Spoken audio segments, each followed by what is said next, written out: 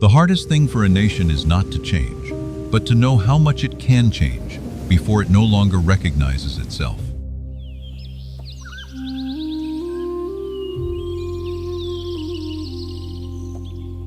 Beneath the misty peaks, two worlds are truly colliding. A young monk in red robes scrolls through a smartphone on the steps of an ancient monastery. A yak herder drives his livestock along the edge of a newly paved asphalt road.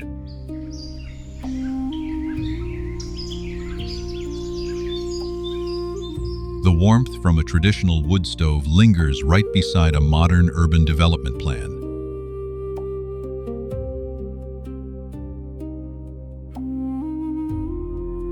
This is a place of the sharpest paradoxes, a land globally famous for its contentment, yet now watching its young people search for ways to leave.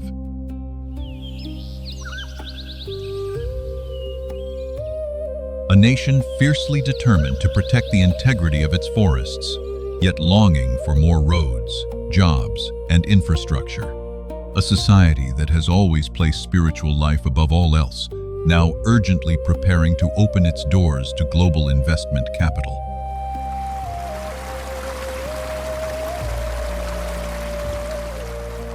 That nation is Bhutan, the land known as Druk Yul. For decades, the world has known this place through a completely different approach called gross national happiness.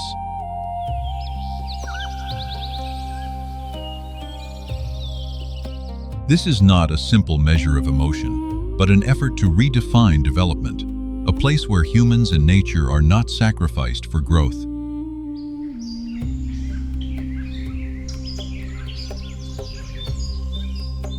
But under the pressure of the modern era, the biggest question being asked right now is this: how much can Bhutan modernize and still remain Bhutan?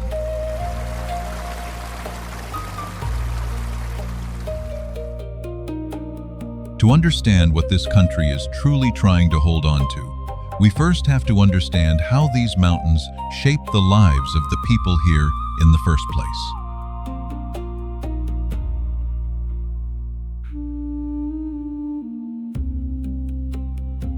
From the humid, subtropical southern strip, Bhutan's terrain bends and thrusts high into the air, carving out quiet, temperate valleys in the central region before reaching the eternal glaciers and vast grazing pastures of the north.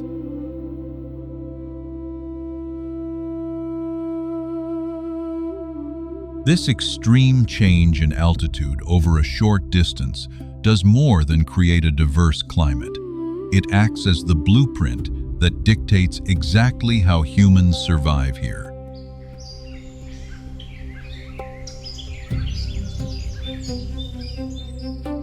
In this kingdom, the mountains decide everything. They dictate where villages can cling to steep slopes, where buckwheat and rice can be grown, and which valleys are reserved for yak herds to roam.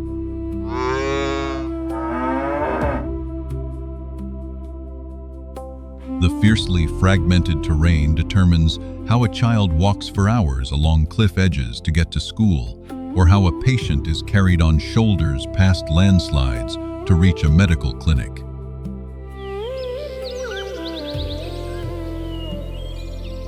Goods trickle into the high regions at a high cost, because a short distance on a map can sometimes consume days of travel.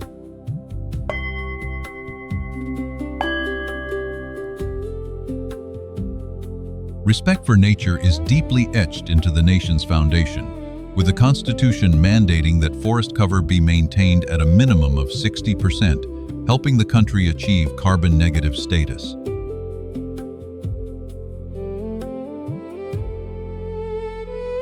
In the Phobika Valley, communities even voluntarily adjust their farming schedules to share their living space with the black-necked cranes. But protection always comes with a price.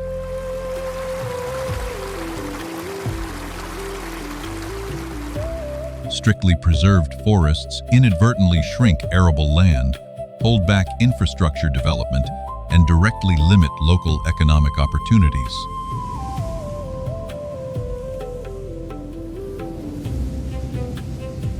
To overcome isolation, they are forced to build roads. Cutting through the rock, those roads bring medicine, teachers, tourists, and the internet straight into the valleys.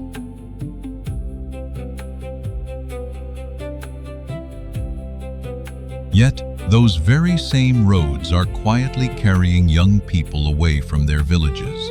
If geography has already decided where people can live, then who will decide what truly makes a life worth living?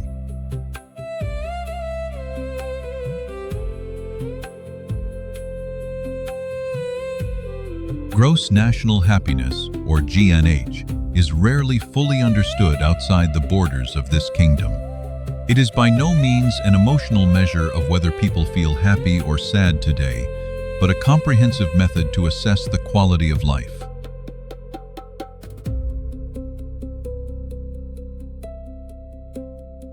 Instead of merely counting the quantity of goods produced, this system looks at 9 core domains of life. It strives to measure the invisible values that traditional economic indicators regularly overlook.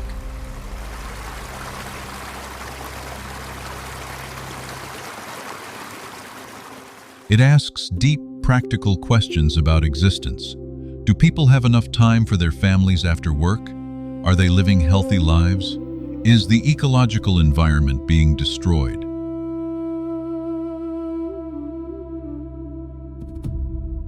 Are community bonds still strong? And is culture truly practiced in daily rhythms? Do citizens feel they have the power to decide their own future?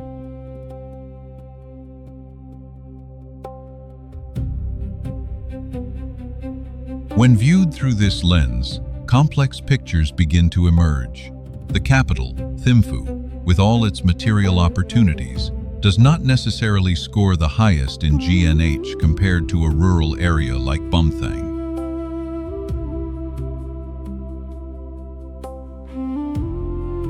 This does not mean people in one place are happier than another. Rather, it reflects differences in living conditions and time pressure.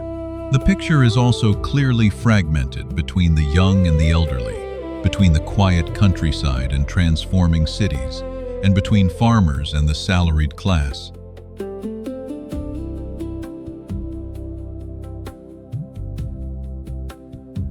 However, gross national happiness is not a miracle. It does not prove that Bhutan is free from poverty, nor does it guarantee that every individual is satisfied.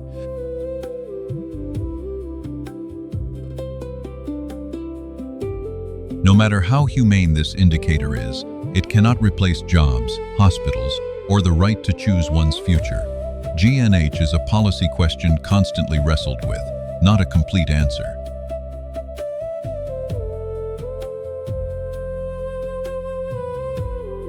Before happiness became a statistical index, it already existed in the heart of this country in the form of faith, rituals, and a shared story of identity.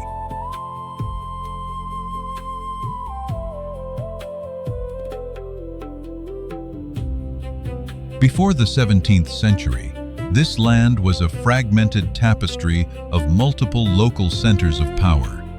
Unification only truly began under the vision of Zhabdrung Ngawang Namgyal.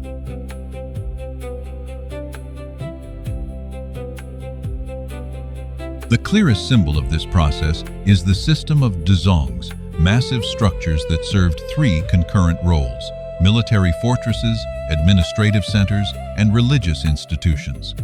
It was this tight integration between state power and the clergy that shaped the solid framework of this nation.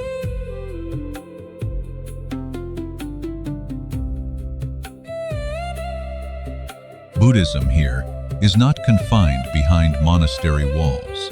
Faith permeates every rhythm of daily life, from house-building rituals and how people face life and death to an attitude of reverence toward nature.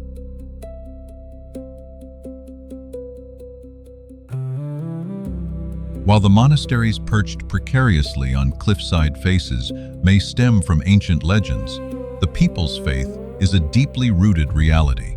Religion guides their understanding of karma, individual responsibility, and mutual support within a small community.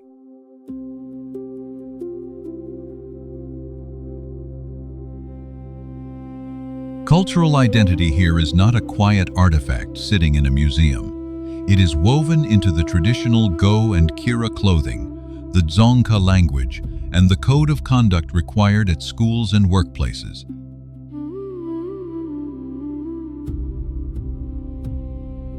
It shows in the uniform rhythms of the architecture, the vibrant festivals, the archery fields, and the artisanal crafts. In this kingdom, culture is not merely preserved.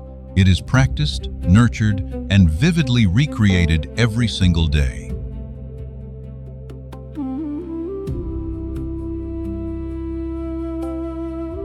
However, this identity carries many more complex layers than it appears on the surface. The country holds great diversity in regional languages and cultures, and is by no means a monolithic entity.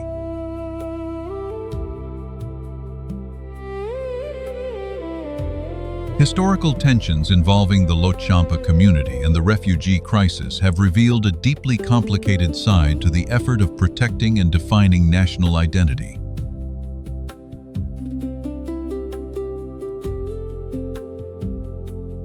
Ultimately, identity only holds real meaning when it lives in the way people wake up, work, raise their children, eat, and help one another every day.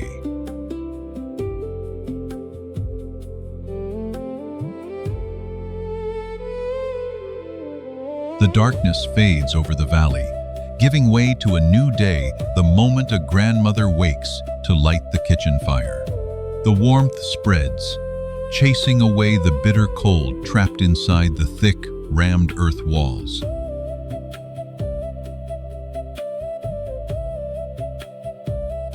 Dry firewood crackles beneath a boiling pot of butter tea, while the other women begin preparing breakfast and cleaning the livestock barns.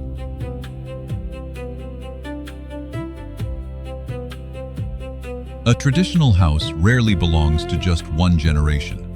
It is a survival machine designed for function. Wide, overhanging eaves to brave the rain and snow, an attic space to dry crops and store seeds, and an altar room at the very top, anchoring ancestral memories.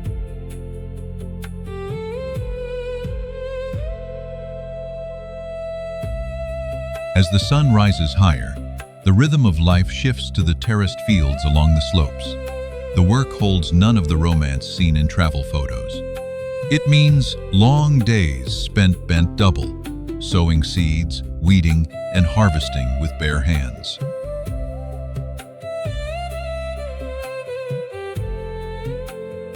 The pace of labor is dictated by the laws of nature. Sharp changes in altitude, an endless rainy season that disrupts everything, or blanket snow. In the lowlands, farmers struggle with rice paddies and potatoes.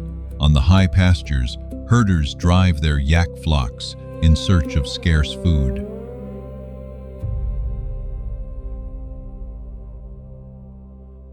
Muddy roads, after a storm, determine whether produce can leave the village or must stay behind to wither.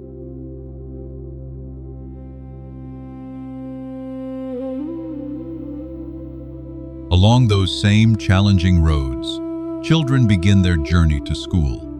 Many must walk for hours past cliff faces, risking landslides, or leave their families behind to live in boarding schools.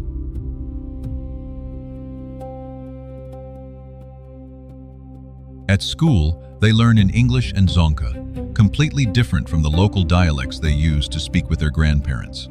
The classroom opens up a horizon of knowledge, but at the same time, it quietly widens the gap between the children's future expectations and the hard manual labor their parents perform.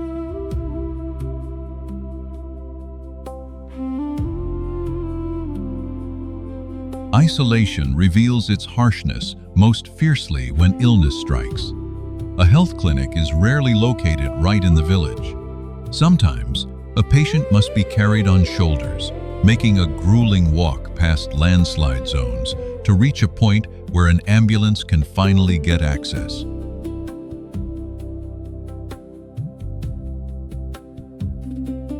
Free healthcare does not mean easy access. Geographical distance drives up the cost and time of moving goods to unreasonable levels. Medicine, gas cylinders, cooking oil, building materials, food, everything that trickles into the high regions must carry the invisible cost of remoteness.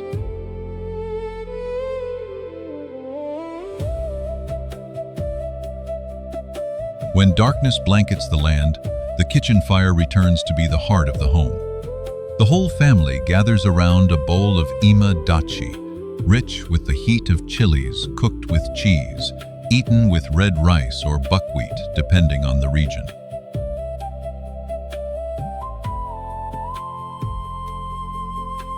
In the cold mountains, spicy and fatty food is not merely a preference, it is how the body maintains the energy to survive.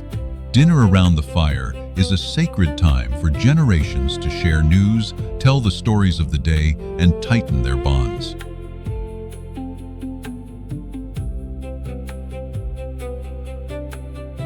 That connection extends to the entire village, where locals stand ready to help one another roof a house, harvest rice, or weather an illness without asking for pay. This selfless solidarity brings a deep sense of security.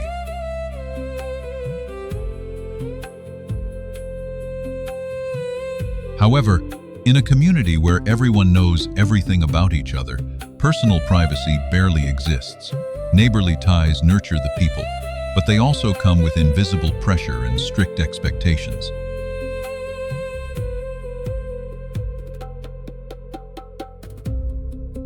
The taste of one's roots and the sense of belonging to a community run incredibly deep. But is that fire enough to keep a person from leaving when they cannot find jobs and a future?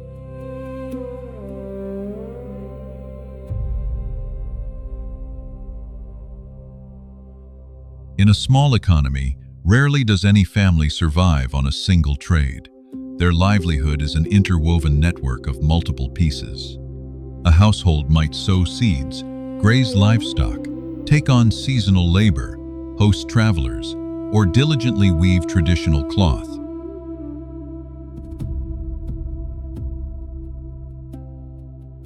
Some work the land directly, but still look forward to remittances sent back from a child working as an urban civil servant. This is not a poetic, self-sufficient lifestyle, but a survival strategy to cushion against risk.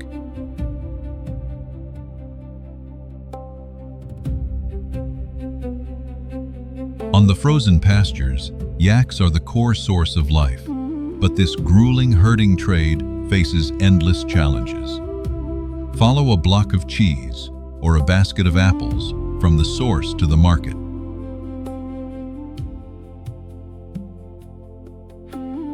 Farmers pour their sweat into producing them, but to reach the consumer, the produce must carry immense transportation costs through winding, landslide-prone mountain roads.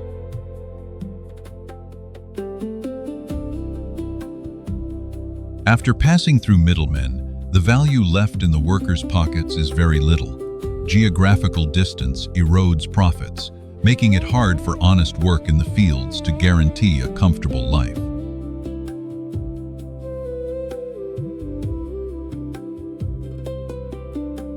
Viewed through a macro lens, the lifeblood of the economy flows fiercely along the canyon floors. Hydropower harnesses the strength of the rivers to generate massive revenue, and exporting electricity brings in vital foreign currency, with India serving as both the consumer market and the pivotal economic partner.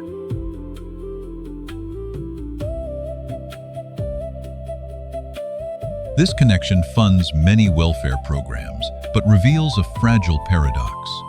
A green economy that prides itself on sustainability is highly vulnerable when it depends so deeply on a single industry and a single market, while having to import almost all its essential goods.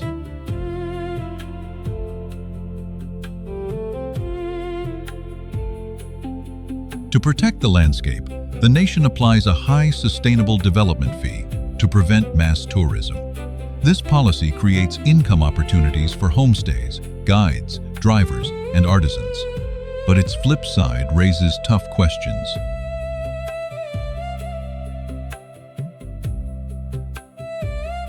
Who is truly benefiting the most? Do remote villages actually receive guests? Are hospitality jobs stable year-round, or just precarious and seasonal? Is the expensive fee sheltering this land, or inadvertently turning it into a destination reserved exclusively for the wealthy?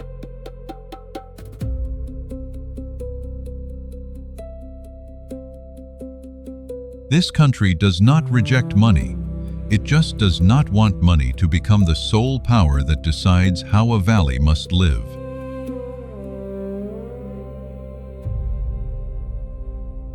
But the naked reality is that if they cannot earn enough income to cover life's expenses, the people will be the first to leave their homeland. Can the ideals of conservation convince a young generation standing under the pressure of deciding their own fate?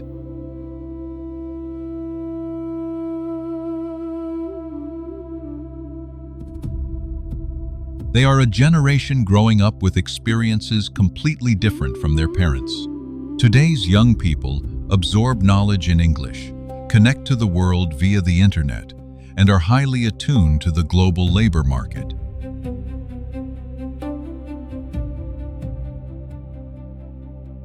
They carry new expectations for a deserving income and modern career paths.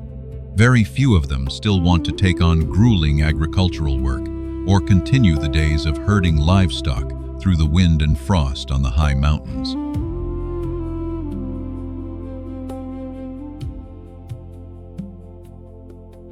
Right here, a painful paradox emerges. The country makes intense efforts to invest in creating an educated generation, but the small economy cannot provide enough suitable positions. A diploma sometimes becomes an invisible barrier, making young people hesitate to step onto the mud-stained paths of their ancestors.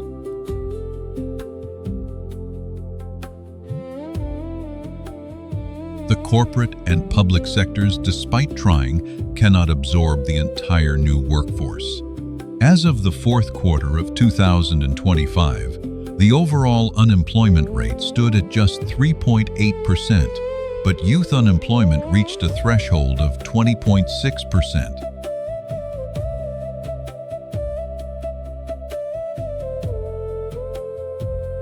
Under that pressure, reaching out to the world becomes an inevitable escape, with about 9% of the population choosing to emigrate. Remittances truly help many families repair their homes, pay for tuition, and improve their living standards.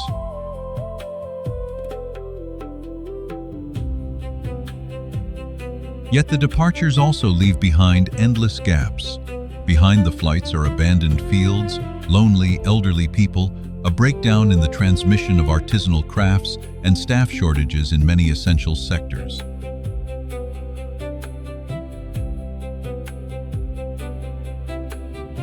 The young people packing their backpacks to leave does not mean they are turning their backs on their homeland or ceasing to love it. Similarly, those who firmly choose to stay do not mean they reject modernization.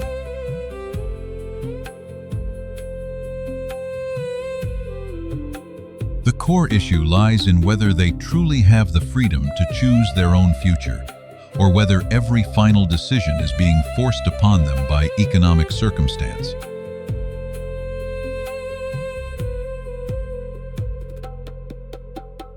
Can a country truly be considered happy when its youngest people must go so far to find a future? That question still hangs in the air, while those who choose to stay must now face a brutal pressure they have absolutely no control over: the changing climate.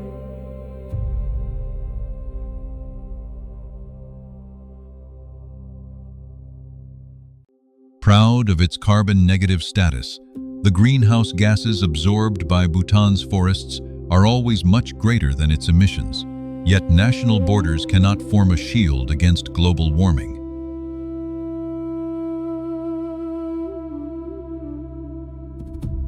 It creates a deeply bitter paradox. A kingdom that emits so incredibly little must now brace itself to suffer the consequences of industrial activities outside its borders. The climate solution does not rest in their hands alone.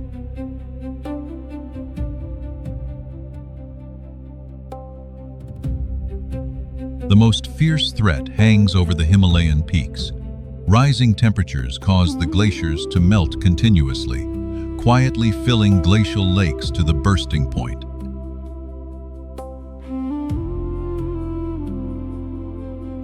According to an assessment published in 2026, 17 glacial lakes here are now on the high-risk list.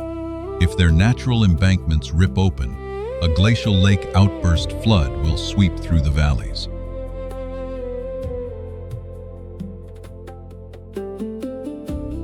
That destructive power directly threatens homes and farmlands, submerges bridges, cuts off transportation, and devastates the hydropower network.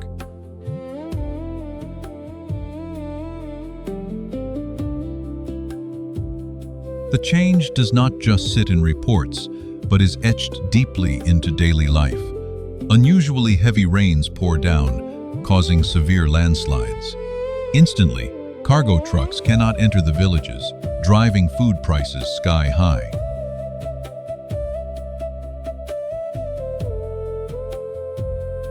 Broken routes force children to stay home from school, leave the sick trapped inside, while tourists hastily cancel their itineraries. Traditional planting schedules are broken, and slowly withering pastures leave livestock struggling to find scarce food.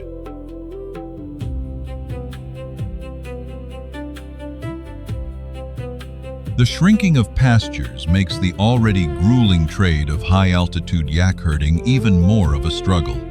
Down in the valleys, unstable river flows directly threaten the volume of exported electricity.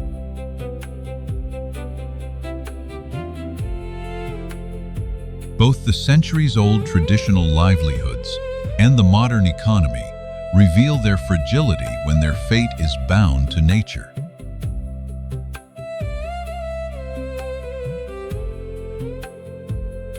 To retain its youth, diversify the economy, and proactively face an uncertain future, this nation is now betting on the most ambitious project in its history.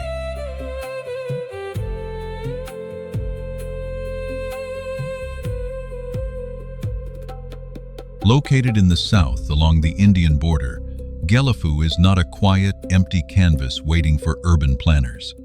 It is already a vibrant space, with existing communities, bustling trade rhythms, and a rich ecological landscape, a land shaped by its people, its agricultural fields, and its wildlife corridors.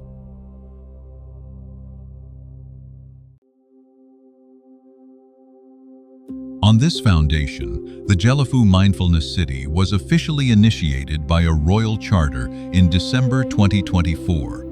The project is designed as a special administrative region with a high degree of autonomy, stretching across an area of more than 2,600 square kilometers.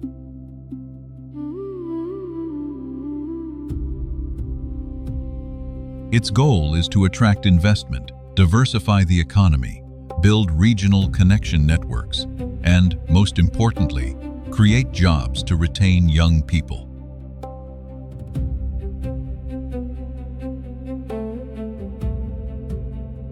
Gelephu carries high expectations for immense growth. It is oriented to provide high-skilled jobs, expand advanced education and healthcare systems, and help the nation reduce its risky dependence on hydropower.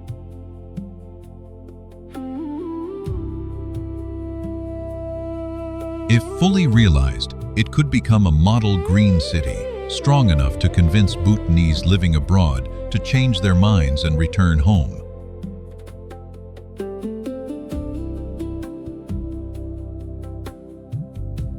However, behind the macro vision lies a series of real-world risks. As capital pours in, soaring land prices could push local people to the margins of development, deepening inequality. The new city could drain the workforce from high-altitude villages, putting immense pressure on ecosystems and wildlife corridors.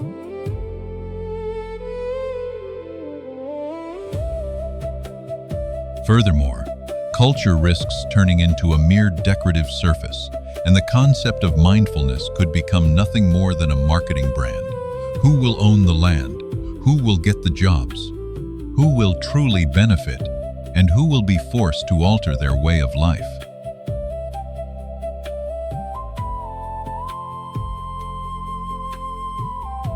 Will the Gelephu gamble be enough to change the minds of young people planning to leave? Is what lies ahead a real opportunity, or just a long-term promise?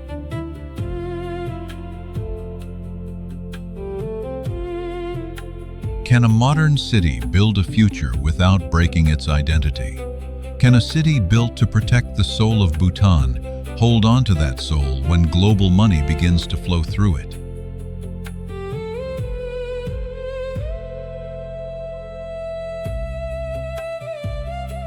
The family still sits gathered around the kitchen fire, next to a glowing smartphone and an empty space left by someone far away.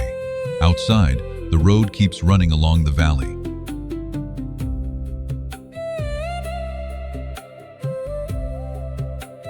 Bhutan's two worlds are no longer separate. They are now coexisting inside a single home.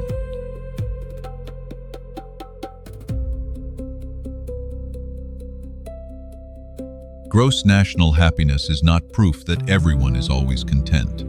Young people stepping away does not mean they stop loving their homeland, and Gelephu is not yet the final answer, but a test.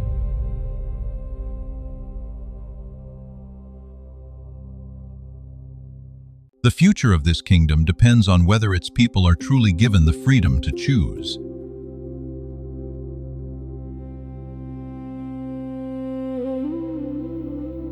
Bhutan does not offer a perfect formula. This country only asks a question that many societies have stopped asking. Can we move forward without losing the things that make life worth living?